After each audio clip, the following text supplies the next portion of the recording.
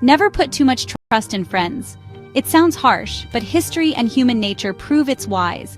Friends know our weaknesses and have the access to exploit them, often unintentionally, through envy or entitlement. When you hire a friend, you import emotional baggage and unspoken expectations into your work. Friends expect leniency and special treatment, undermining standards and authority. You'll hesitate to criticize or hold them accountable, risking your own goals. Favoring a friend can breed envy, turning gratitude into resentment and loyalty into sabotage.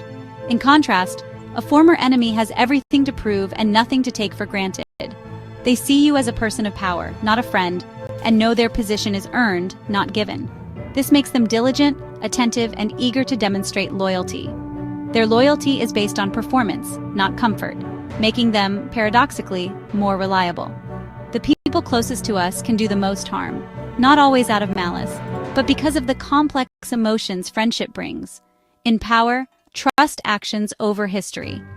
Sometimes your best ally is the one who once stood against you. Renaissance Italy was a world of shifting alliances and ruthless ambition.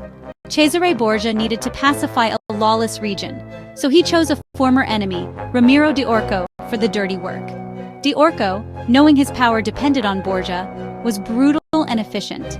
Once order was restored, Borgia turned on Di Orco, executing him publicly.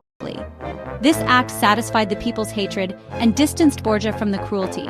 Borgia used an enemy to do what friends could not, then used his fall to secure his own power. The lesson: enemies can be powerful tools precisely because they have more to prove. True power is knowing when to use a rival and when to let them go. In the office, mixing friendship and business is tempting and risky. Imagine Sarah, a manager, choosing between her friend Mark and her former rival David for a key project. She hires Mark, expecting loyalty and ease. But Mark expects leniency, misses deadlines, and takes criticism personally. Sarah can't be tough without risking the friendship, and the team resents the favoritism.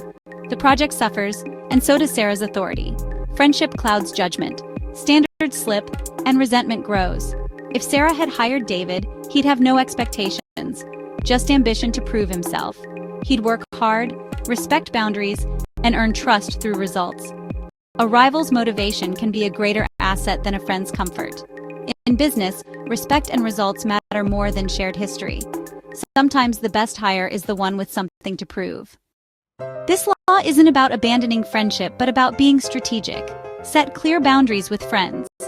Don't mix personal loyalty with professional decisions. When friends ask for favors, keep things formal and based on merit. Study your rivals. Their motivations are clear, and their loyalty, if earned, is strong. Consider turning a foe into an ally. They often work harder to prove themselves. Judge people by actions, not just feelings or history. Ask, who has more to gain by serving you well? Who has more to lose by failing? Make decisions with clear eyes, not blind trust. Power and effectiveness come from clear judgment, not comfort. Trust must be earned by friend and foe alike.